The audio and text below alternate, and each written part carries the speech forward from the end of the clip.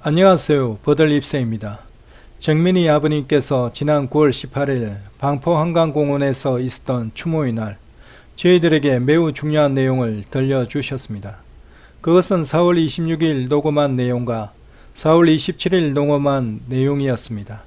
첫 번째 것은 4월 26일 저녁에 대화한 내용으로 정민이가 달려가다가 언덕에서 자빠져서 굴렀고 피의자 본인이 직접 정민이를 끌고 올라왔다는 얘기이며, 두 번째 것은 그 다음날 전화상으로 피의자 부친께서 그때의 상황을 설명하신 내용인데, 정민이가 굴러 넘어지다가 무엇인가에 걸쳐져 있었다는 것과 걸쳐져 있는 정민이를 피의자가 땡겨서 끌고 올라왔다는 내용입니다.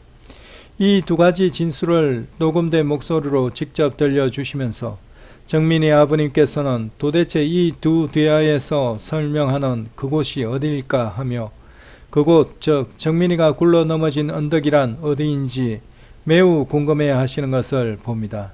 이 내용은 너무나 중요한 내용이므로 정민이 아버님께서 그 당시 설명했던 바를 영상으로 그대로 보겠습니다. 저도 한 번만 더 들어보시도록 할게요. 정민이가 제가 기억하는 현 장면으로는 달려가다가 그 언덕 있잖아요. 그래서 자빠졌어요. 그래서 걔가 막 달려가다가 신흙질면서 막 그러면서 막 굴렀어요. 그래서 제가 그거를 끌고 올라오더라고. 막 제 신발 보면 아예 그거거든요. 그래서 그러니까 그 언덕 보셨잖아요. 그러니까 평지가 있고 언덕이 있고 강이 있잖아요. 네, 거기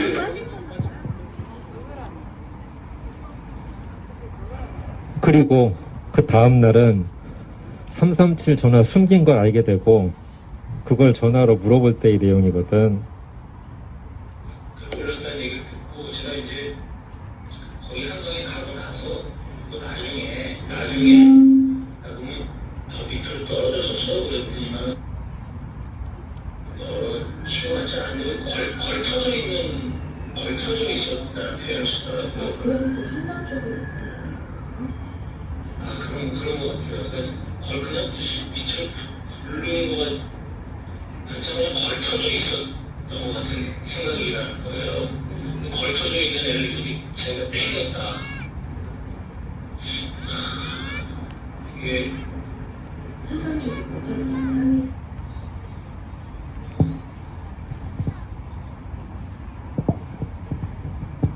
도대체 이 두 대화에서 설명하는 그곳이 어딜까?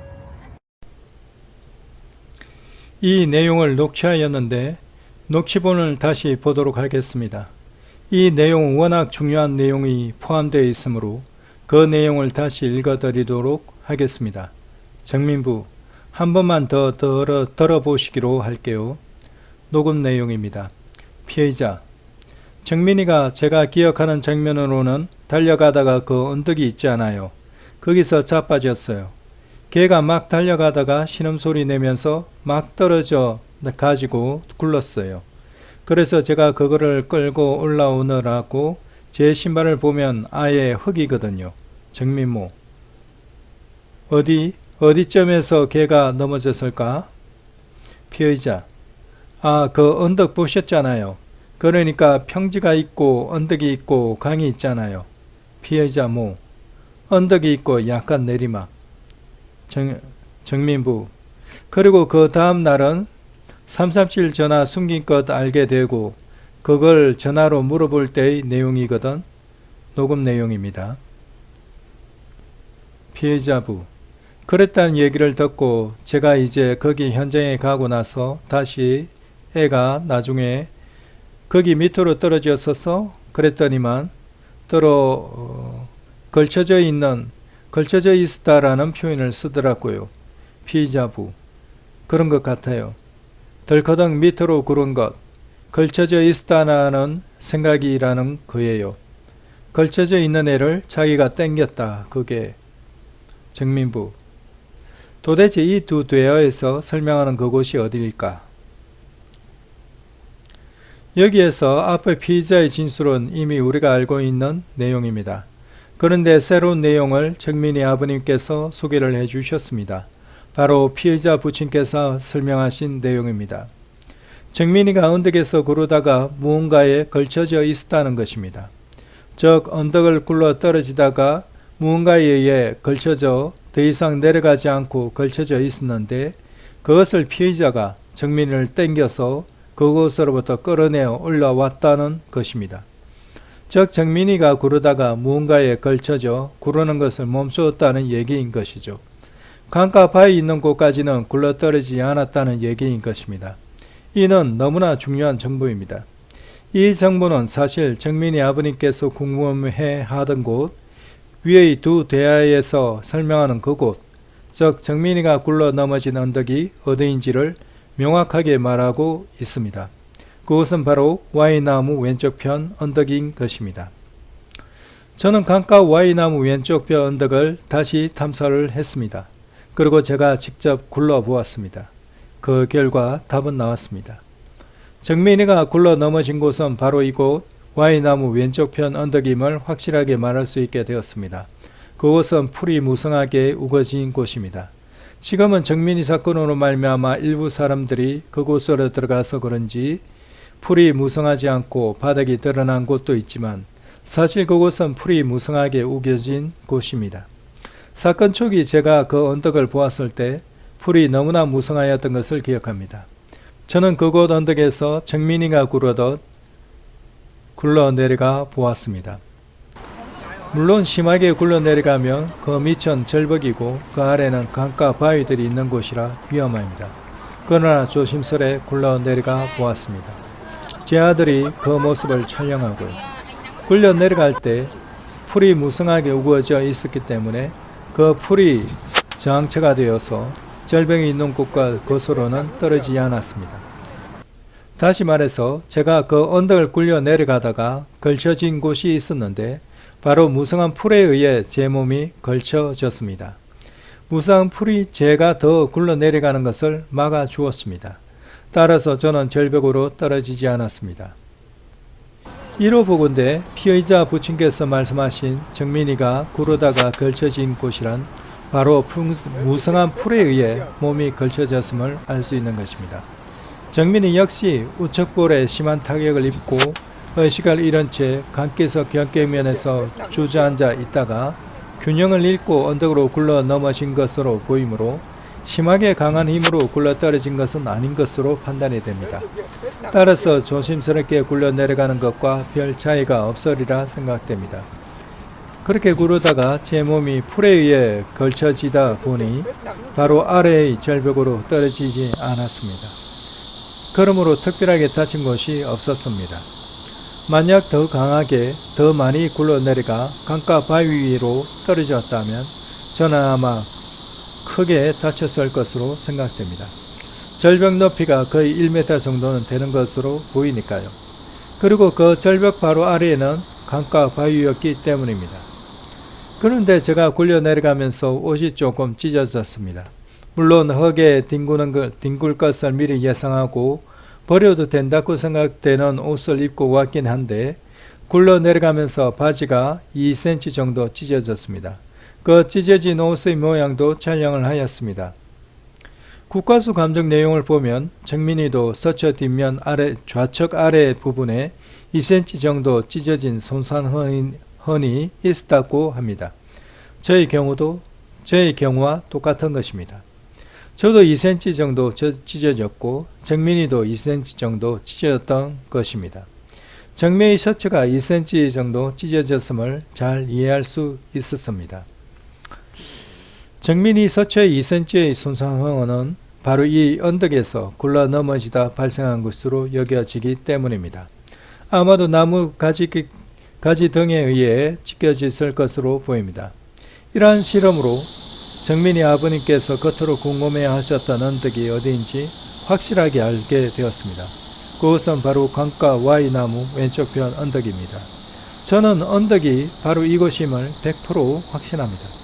피해자와 그 가족의 설명과 완전 일치하기 때문입니다. 정민이가 굴러 떨어진 곳이 와이나무 우측의 배수로가 있는 강비탈이 아니면 4월 27일 전화통화상으로 설명되었던 피의자 부친의 설명에 의해 확실하게 드러났습니다. 분명히 피의자 부친께서는 정민이가 굴러떨어지다 무언가에 걸쳐져 더 굴러떨어지지 않았다 분명하게 설명하고 있는데 Y나무 우측의 강비탈은 이 조건에 전혀 맞지 않기 때문입니다. 이는 이미 그 아래서 스턴트맨 실험을 통해 명확하게 증명이 되었습니다. Y나무 우측 강비탈 경과면에서 굴러떨어지면 그곳 강비탈은 사람들이 하도 많이 오르락 내리락 하던 곳이라서 중간에 걸쳐질 곳이 전혀 없다는 것입니다. 그대로 강가 바위 위까지 굴러떨어집니다. 굴러떨어지다 중간에 무언가에 걸쳐져 더 굴러가지 않게 되는 그 무언가가 전혀 없다는 것입니다. 그냥 맨들맨들 비탈길입니다. 그대로 강가 바위 위까지 굴러떨어집니다. 그렇게 되면 온몸이 다칩니다. 그러나 정민이의 부검 속에는 몸과 팔다리에는 아무런 상처가 없다고 하였습니다. 피의자 부친께서는 분명히 중간에 정민이가 굴러떨어지다 걸쳐져 있게 되는 무언가가 있다고 하였는데 Y나무 우측은 그런 것이 전혀 없는 것입니다. 그러므로 Y나무 우측 강비탈은 정민이가 굴러떨어진 장소가 명확하게 아닌 것입니다. 이는 3, 4일의 추락 가설은 분명하게 잘못되었다는 것을 말해주는 것입니다. 정민이 아버님께서는 저희들에게 중요한 점을 지적해주고 계십니다. 피의자는 정민이가 강비탈에 넘어지고 정민이를 끌어올린 것이 모두 3시 이전에 벌어진 일이라 주장을 하였다고 명확하게 정리를 해주고 계시다는 것입니다. 정민이 아버님께서는 이 내용에 있어서는 그 시간도 끌어올린 것도 모두 거짓이 아니겠는가 의심을 하고 계심을 봅니다. 그러나 저희 소견은 다릅니다. 피해자의 이러한 주장은 매우 일관성이 있습니다. 이는 피해자의 2차 입장문에서도 분명히 밝히고 있습니다. 고인이 언덕에서 넘어지는 것 같은 장면 및 고인을 끌어올리러 가다가 A군도 미끄러졌던 것 같은 기억, 이후 고인을 끌어올린 것 같은 기억에 대하여는 1차 참고인 조사 당시부터 일관되게 진술한 사항입니다. 라 하며 변호인 원앤 파트너스는 이를 분명하게 밝히고 있습니다. 저희 역시 이 부분에 있어서는 거짓이 아니라 생각됩니다. 저희들이 너무 331 하나에만 꽂히다 보니 일관성 있는 피해자의 진술도 거짓으로 생각하고 있는 것으로 보게 됩니다. 이것은 매우 위험한 생각입니다. 331 추락 가설에 있어서 무엇이 잘못되었는지를 빨리 감을 잡으셔야 합니다. 그러나 331을 주장하시는 분들의 열심은 높이 평가하는 바입니다. 그러나 331의 추락 가설은 수정하셔야 합니다.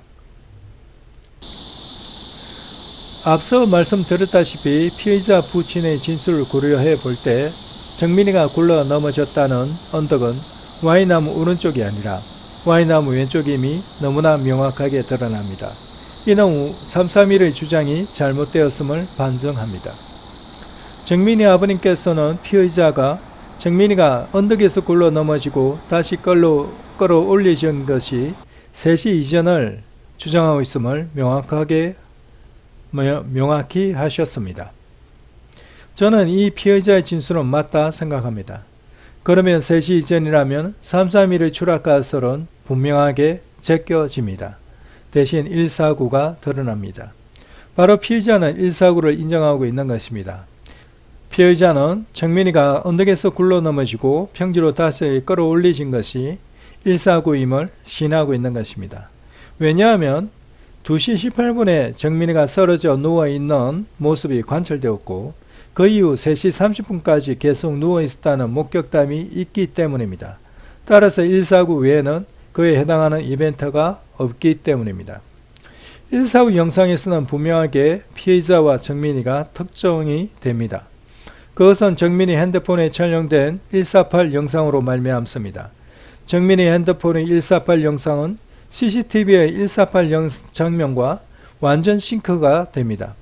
따라서 정민이 핸드폰에 촬영된 길가로 달려간 사람이 피해자가 틀림이 없고 정민이는 Y나무 왼쪽 옆에 서 있는 것이 분명할 뿐 아니라 CCTV 영상에 있어서도 왼쪽 큰 나무 뒤로 흰옷을 입은 피해자의 모습이 나무 사이로 보이며 그 움직임을 뚜렷이 관찰할 수가 있고, 이를 쭉 추적하다 보면 1시 49분경 정민을 향해 뚜벅뚜벅 걸어가던 사람이 정확하게 피해자임이 특정이 되는 것입니다.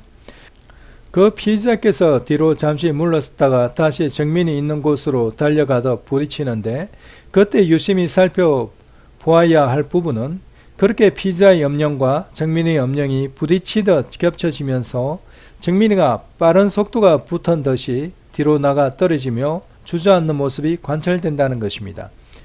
피해자와 정민의 âm 령이 겹쳐진 후 정민이가 갑자기 빠른 속도로 뒤로 밀쳐져 주저앉게 되는 것은 일반적인 상황에서는 가능하지 않는 모습입니다. 이는 달려오는 피해자에 의해 정민이와 갑자기 âm 령이 겹쳐질 때 정민이가 모종의 충격력을 받았다는 것이고, 그 충격력에 의해 정민이는 빠른 속도로 뒤로 밀쳐졌다는 것입니다. 빠른 속도로 밀쳐짐으로 그 중간중간 영상의 프레임에 있어서 모습이 잘 보이지 않고 바로 뒤로 밀쳐져 있는 모습이 보이게 된다는 것입니다. 그러면 정민이가 왜 충격력을 받았겠습니까? 그것은 피해자가 정민이와 특정 신체 부위에서 강한 충돌이 있었다는 것 아니겠습니까? CCTV에서 정민이가 뒤로 빠른 속도로 강하게 밀쳐지는 모습은 부인할 수 없는 것입니다. 매우 명확하게 뚜렷이 CCTV에 잡혔습니다. 이는 정민이가 피해자로부터 강한 충격력을 받았다는 것을 증명합니다. 이것은 물리학의 기본적인 소양이 있는 사람이라면 누구나 캐치할 수 있는 내용입니다. 그런데 어떤 목격자의 목격담에 의하면 정민의 얼굴과 가슴 사이를 타격받았다고 합니다. 그리고 그것은 국가수의 부검 결과와도 일치합니다. 국가수의 부검 결과 정민의 우측볼에는 외표 표본 검사상으로는 경미한 표피 박탈을 본다고 하였으나 내경 검사상으로는 피하 출혈과 근육내 출혈, 구강점막의 출혈을 본다고 분명히 하고 있습니다. 이는 정민의 얼굴과 가슴 사이, 즉 오른쪽 볼에 심한 타격을 받았다는 것을 알 수 있습니다. 바로 피해자께서 정민이의 오른쪽 볼에 심한 타격을 입혔다는 것으로 받아들일 수 있는 소견입니다. 더군다나 정민이 핸드폰의 148 영상을 보면 피의자는 누구를 가리킬 때 왼손을 사용하는 것을 관찰할 수 있습니다. 즉 피의자는 왼손을 주로 사용하는 사람으로 보이며 왼쪽 주먹으로 정민의 오른쪽 볼을 가격한 것으로 해석됩니다. 이러한 해석은 CCTV 영상과 어떤 목격자의 목격담과 국가수의 부검 결과 3자가 정확하게 맞아 들어갑니다. 따라서 굉장히 의미 있다 생각됩니다. 그런데 피의자와 피해자의 변호인인 워렌 패턴에서는 피의자가 정민이를 강하게 가격하였다는 말은 일치하고 있지 않습니다. 그러나 아무리 이 사실을 숨긴다 할지라도 CCTV에 그대로 촬영이 되어 강한 충격력이 피해자의 달려가는 모습에서부터 시작하여 정민이로 그대로 이어져 정민이가 뒤로 강하게 밀쳐져 주저앉는 모습까지 그대로 드러나 있습니다. 이 CCTV 영상은 속일 수가 없습니다. 분명한 충격력이 피해자로부터 정민이에게로 전달되었습니다. 정민이가 뒤로 밀쳐져 떨어져 나가는 그 속도에 의해 이를 알 수 있습니다. 이는 기본적인 물리학 상식만 있더라도 이를 알 수 있는 사실입니다. 따라서 피해자는 이 부분에 있어서 분명하게 거짓을 말하고 있습니다. 분명하게 충격력이 전달되었습니다. 그리고 변호인 워렌 패턴에서는 이에 대하여 전혀 모르고 계신 것으로 보입니다. 아마도 피해자가 자신의 변호인인 워렌 패턴에게 그 핵심 사항은 철저히 숨긴 것으로 보입니다. 저는 정민군 사망사건은 크게 두 개의 라운드로 나눌 수 있다고 생각됩니다. 그렇게 두 개의 라운드로 나누는 것이 본 사건을 이해하는 데 유익할 것으로 보입니다. 사건의 1라운드는 앞에서 말씀드렸던 149와 152입니다. 여기까지가 사건의 1라운드라 보여지며 이는 피해자가 초기 진술한 내용과 일치하는 부분이며 피해자의 변호인은 워렌 패턴에서께서도 이 정도까지만 알고 계신 듯 합니다. 사건의 1라운드는 피해자가 정민이를 비록 강한 타격으로 충격력을 우측볼에 전달하므로 뒤로 강하게 밀쳐져 주저앉게 되었고, 그 결과 정민이는 의식을 소실하게 되었고 우측볼에 손상을 입게 되었고, Y나무 왼쪽편 언덕으로 굴러떨어지다 무성한 풀에 걸려 절벽까지는 떨어지지 않았고, 피해자는 이러한 무성한 풀에 걸려 있는 의식 잃은 정민이를 평지까지 끌어올렸고 이후 깨우려고 노력을 하였다는 것으로 정리할 수 있습니다. 그러므로 저는 정민군 사망사건에 있어서 1라운드 사건은 피해자의 우발적인 충돌의 결과로 일어났다고 생각되며, 피해자는 어느 정도 구조 의무를 미약하지만 하셨다 생각됩니다. 정민을 평지로 끌고 올라왔고 끼우려고 노력하였으니까요. 따라서 본 사건의 1라운드만으로는 피해자의 구조 의무 불이행을 적용시키기라 무리라 생각됩니다. 그러나 분명하게 알 것은 피해자는 1라운드 사건에 있어서 거짓을 진술하였다는 것입니다. 피해자는 정민이가 달려가다 스스로 넘어졌다 주장을 하고 있으나 CCTV와 어떤 목격자의 목격담은 분명하게 피해자로부터 강한 충격력이 전달되었음을 분명하게 말하고 있기 때문입니다. 그 강한 충격력의 전달은 정민이의 우측볼의 강한 타격과 그에 따른 우측볼의 손상과 의식 소실로 분명하게 드러난 것으로 보입니다. 그것이 1라운드 사건이 남긴 결과이지요. 우측볼의 손상과 의식 소실, 따라서 그 결과가 218 사진으로 그대로 이어지게 되는 것입니다. 218 사진이 그 결과를 분명하게 말해주고 있는 것입니다. 따라서 218 사진 속의 정민이는 술 취해 자는 모습이 결단코 아닌 것입니다. 218 사진 속의 정민이는 의식을 완전히 잃은 모습입니다. 정민이의 목이 꺾인 채 미동도 하지 않았다는 진술을 보면 알 수 있습니다. 정민군 사망 사건의 2라운드는 218의 뒤로 그대로 넘어짐과 뒷머리의 좌열창 발생, 과다 출혈 발생, 3위의 이동과 숨김, 423의 이동, 그리고 강물 속으로의 투척, 보다 깊은 강물 속으로의 유기로 포괄적으로 말씀드릴 수 있습니다. 제가 정민군 사건을 이와 같이 1라운드 사건과 2라운드 사건으로 크게 나누게 되는 이유는 몇 가지 사항을 들 수 있습니다. 첫째, 152에서 218 사이의 연결점이 Y나무 주변 환경이 불빛이 전혀 들지 않는 어두운 곳이라서 그런지 이 208 이동의 정황 정도는 확인할 수 있으나 정민의 이동을 뚜렷하게 직접적으로 관찰할 수 없기 때문입니다. 따라서 149, 152의 이벤트와 218 이후의 이벤트들이 자연스럽게 둘로 분리되어지기 때문입니다. 둘째, 149, 152의 이벤트는 정민이의 핸드폰 영상으로 말미암아 뚜렷하게 피해자와 정민이가 특정이 됩니다.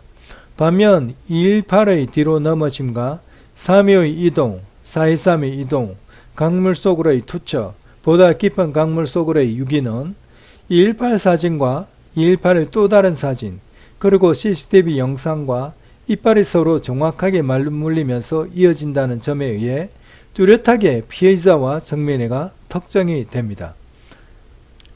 따라서 이러한 연유로 149, 152의 이벤트를 1라운드 사건으로 묶을 수 있는 것이고 218, 325, 423 강물 투척, 더 깊은 강물 속의 유기라는 이벤트들은 통틀어 2라운드 사건으로 묶을 수 있게 되어 정민군 사망 사건을 크게 두 개의 라운드로 나눌 수 있게 된다는 것입니다.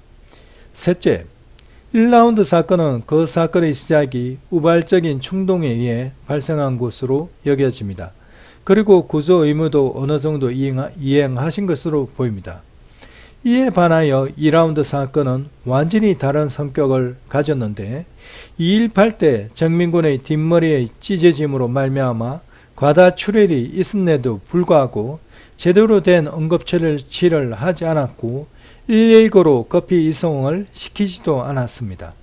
의식을 잃은 상태로 과다출혈이 발생하는 상황은 사실 초응급 상황입니다. 잘못하면 사망에까지 이를 수 있는 상황입니다. 그러나 피의자께서는 정민이를 급히 응급실로 이송하는 대신 중앙테크 왼쪽편 나무 숲속으로 이동시켜 정민이를 숨겼습니다. 왜 숨겼습니까? 이 일에 3명의 일행들이 적극 가담하였습니다. 그리고 그 중심에는 피해자께서 계신 것으로 보입니다.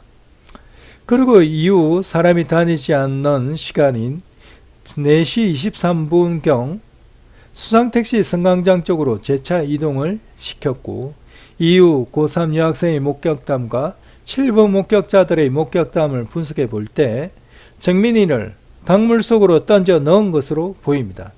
그리고 이후 피해자는 온몸이 물에 묻혀진 채 4시 32분 토끼굴 CCTV에 그대로 찍혔습니다. 그런데 피해자께서 4시 27분경 Y나무 뒤 강비탈 아래에 누워 있었고, 4시 28분경 Y나무 오른쪽 강비탈 통해 올라오는 것이 확인되므로 이러한 중앙과 고3 여학생의 목격담과 7번 목격자의 목격담을 볼 때 피의자께서는 정민이를 더 깊은 강물 속으로 유기하는 일에 적극 가담하였다는 의심을 안 할 수 없는 상황이고, 그리고 이러한 의심을 스스로 자체에서 사고 있는 상황인 것입니다. 피해자의 블랙아웃이라는 주장은 이러한 사실을 감추기 위한 무비견 행사로 밖에 비추지 않는 상황이고, 이러한 의심은 피해자의 블랙아웃 주장이 심해질수록 정민이를 더 깊은 강물 속으로 유기하였다는 의심 또한 더 깊어만 가는 악순환의 고리를 형성하고 있습니다. 이와 아울러 피해자께서 셔츠와 신발과 양말까지 버렸다는 것은 한강 물속에 들어갔다는 매우 핵심적인 증거 물품일 수 있는데, 이를 버리셨다는 것은 피해자께서 정민이를 더 깊은 강물 속으로 유기하였다는 의심을 더욱 유발시키는 효력을 가지고 있다 말씀드릴 수 있습니다. 이 의심의 악순환의 고리를 끊기 위해서는 피의자께서는 이에 대한 명확한 해명을 하실 필요가 있습니다. 명확한 해명을 통해 이러한 의심을 해소하시기 바랍니다. 이런 것을 종합해 볼 때 1라운드 사건은 피의자의 우발적인 충돌로 일어났다고 보여지지만, 그 뒤를 잇는 2라운드 사건은 너무나 죄송하지만 매우 조직적이고 계획적으로 이루어졌다는 의심을 지울 수가 없게 되는 것입니다.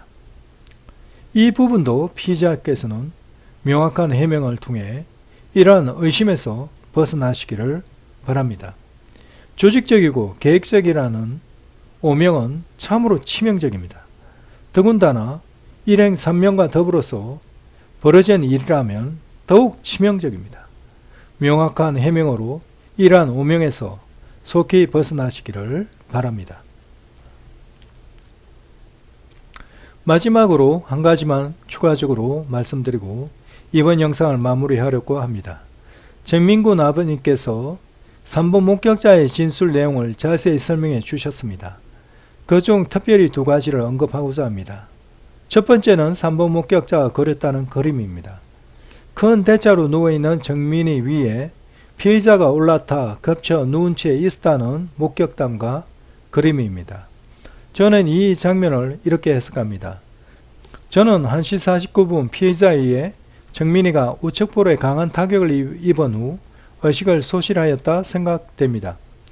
그리고 Y나무 왼쪽 편으로 굴러떨어지다 무성한 풀에 걸려 더 굴러떨어지지 못하고 걸쳐져 있었던 정민이를 피해자가 정민이로 평지로 끌고 올라왔고, 이후 2시 8분경 원래 있던 Y나무 앞 돗자리 위치에서 보다 오른쪽으로 옮겨 정민이를 또 다른 배수로 근처로 돗자리와 더불어 이동시켰는데, 그때 정민이는 이미 의식을 잃은 상태였다고 여겨집니다.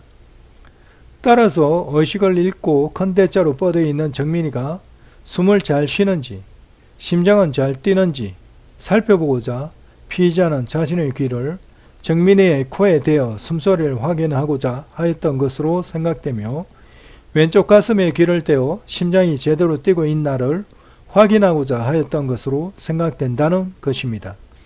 이런 숨소리를 확인하고 심장 박동의 소리를 듣기 위해 귀를 정민이의 코에 대어다 보고 정민이의 왼쪽 가슴에다 대어 보는 행동이 어두운 가운데서 멀리서 보면 꼭 3번 목격자의 목격담과 같이 정민이 위로 피의자가 올라타 겹쳐 있듯이 보일 것으로 여겨진다는 것입니다. 따라서 저는 서로 겹쳐져 있다는 것은 피의자가 정민이가 살아있는지 살피는 과정으로 여겨지며 이는 이미 이때부터 정민이는 의식을 잃은 상태임을 말해주는 모습이라 설명드릴 수 있습니다. 둘째, 피해자가 정민이의 양팔을 잡고 정민이를 허리점까지 일으켜 세우려다 축 늘어졌다는 부분입니다.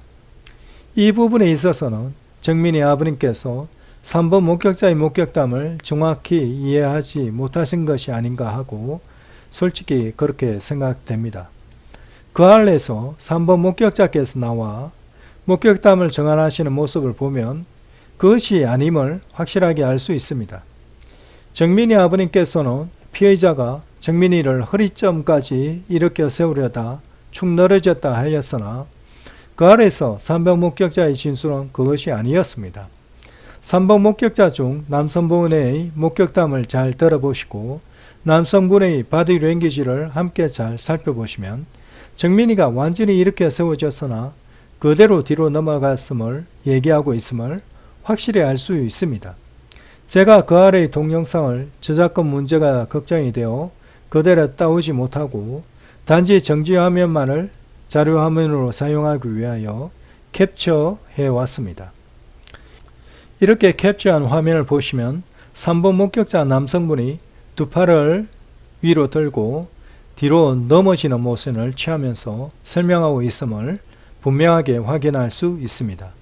이에 대한 동영상을 확인해 보시려면 그것이 알고 싶다 1263회 한강실종 대학생 죽음의 비밀 편을 확인해 보시기 바랍니다.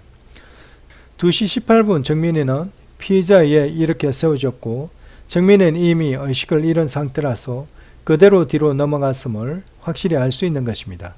그리고 218의 또 다른 사진을 살펴볼 때 정민이가 쓰러져 있는 위치가 분명하게 또 다른 배수로 근처임을 알 수가 있고 이는 CCTV 화면상 중앙 큰 나무 바로 왼쪽 편에 해당되는데 바로 이 위치에서 정확하게 2시 18분 사람이 뒤로 그대로 쓰러지는 모습을 확인할 수 있는 것입니다. 218의 또 다른 사진을 통해 바로 이렇게 쓰러지는 사람이 바로 정민이임을 정확하게 특정할 수 있는 것입니다. 따라서 정민이는 2시 18분 피의자에 의해 허리점까지 일으켜 세우려다 축 늘어진 것이 아니라 피의자에 의해 완전히 일으켜 세워졌고 그러나 그대로 뒤로 꽈당하고 뒤로 넘어진 것임을 확실히 알 수 있게 되는 것입니다. 이것이 바로 2라운드 사건의 시작인 것입니다. 그리고 마지막은 물속으로 투척과 더 깊은 물속으로의 유기이고요. 그런데 성민군 사망사건의 2라운드 부분은 피의자가 자신의 변호인인 원앤 파트너스에도 완전히 감추고 일체 언급을 하지 않은 것으로 생각됩니다. 그러나 그 부모는 알고 있는 듯 합니다.